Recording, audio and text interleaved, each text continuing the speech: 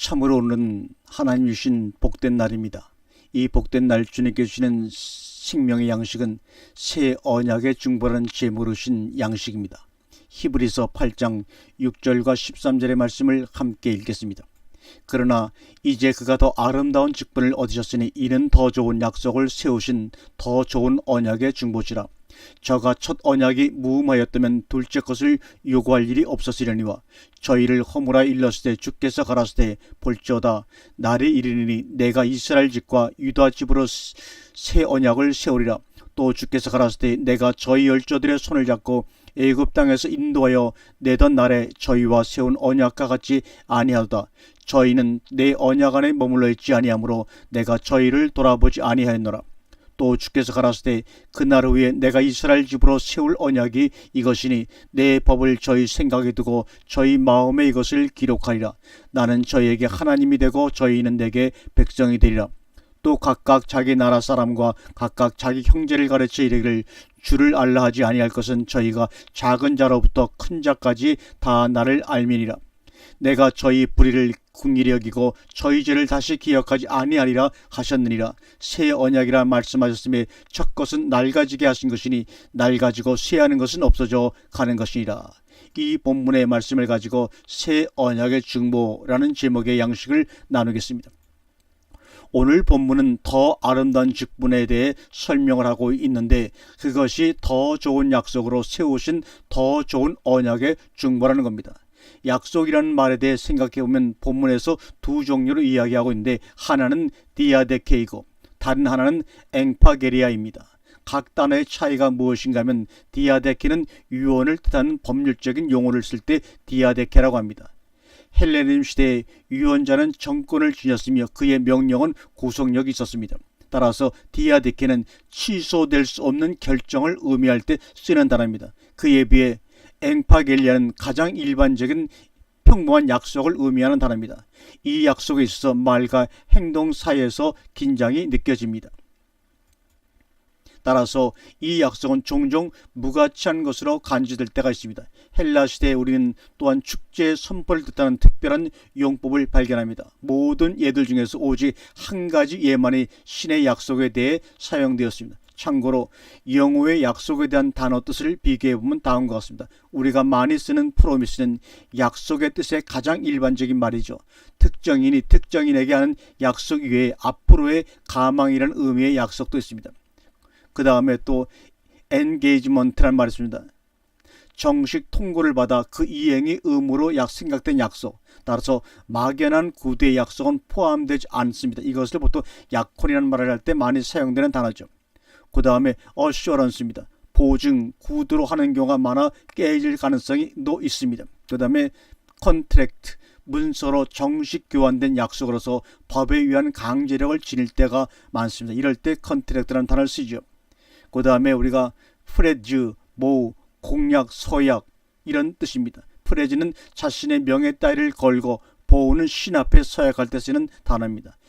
영어에는 약속에 대한 뜻을 가진 단어들이 참으로 많이 있습니다. 결국 종합해보건대 더 좋은 엥파겔리아고 신의 약속으로 수립된 더 좋은 디아데케 곧 취소될 수 없는 결정의 중보자는 것입니다.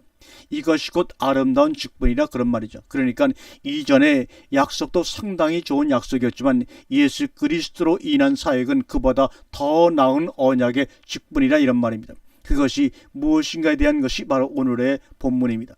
지금 히브리서 저자는 기독교로 개종한 유대인들의 혼란과 갈등에 대해 옛 유대교의 중심인 율법 곧 옛 약속과 예수 그리스도로 말미암는 새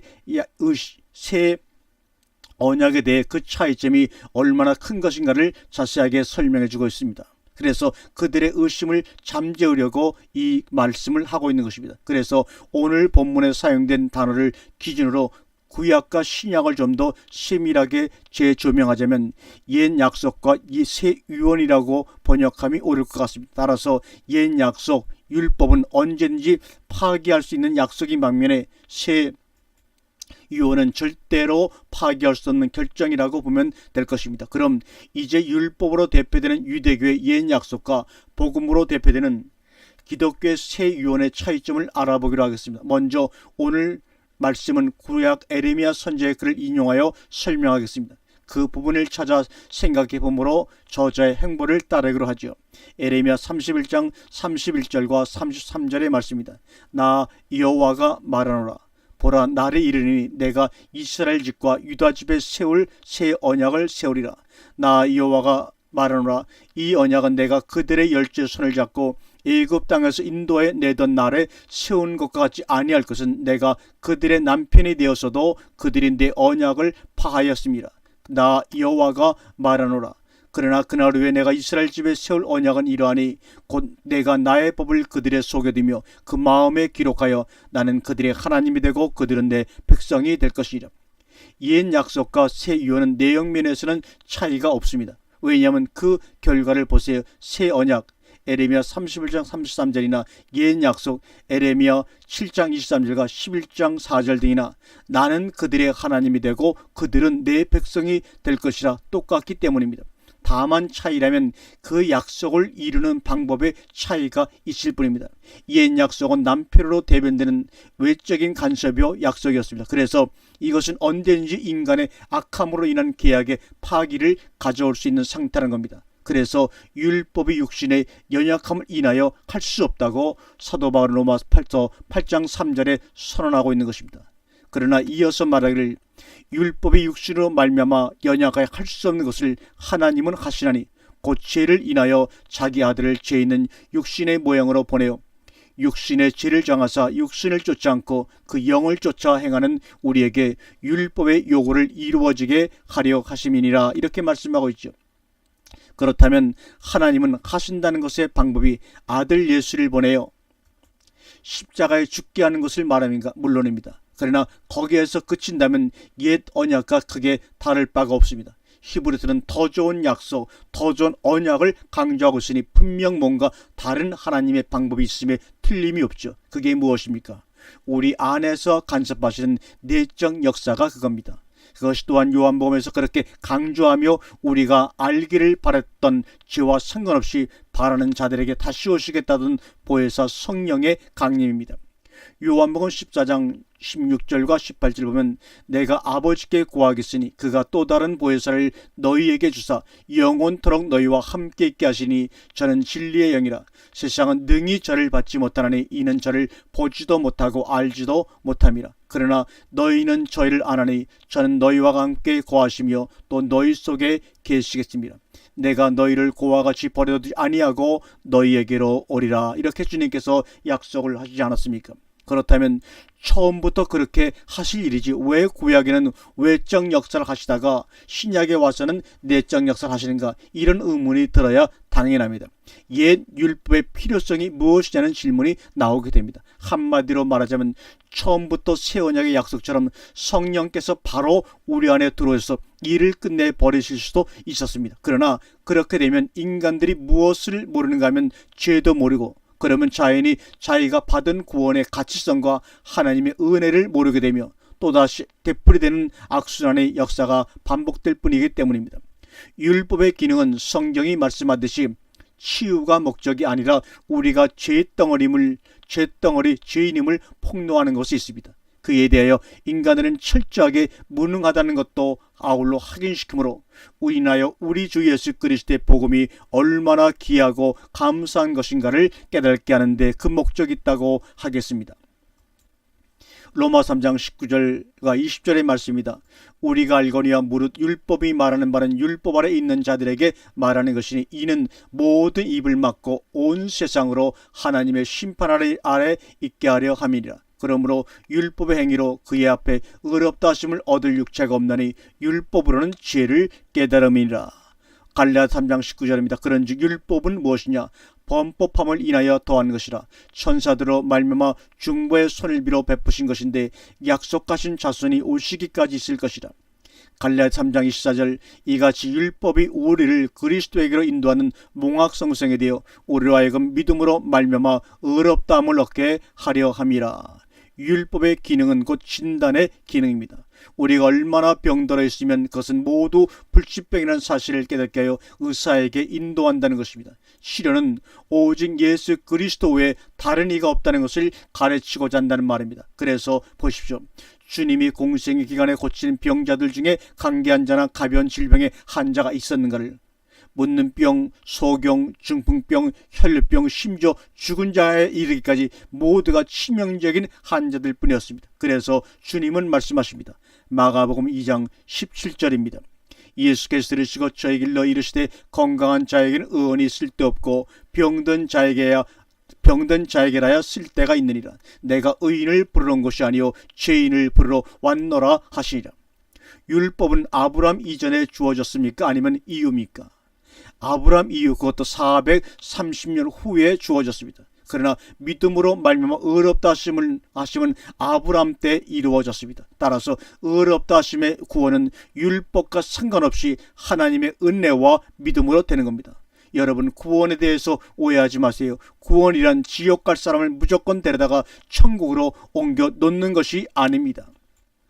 무슨 말인가 하면 장소의 이동이 아니란 말입니다. 천국에 가는 것이 구원이지만 장소나 환경의 이동이 아닌 인격과 성품의 변화를 수반하는 것으로 하나님과 함께 교통하고 살만한 수준이 되어야 한다는 것입니다. 하나님과 방불한 내면의 변화, 그래서 우리 안에 계신 하나님과 교통이 가능해져야 합니다. 그분이 하시는 말씀을 알아듣고 닮은 것이 있어야 합니다. 이러한 변화는 우리의 행복과 자원하는 마음이 필수적입니다.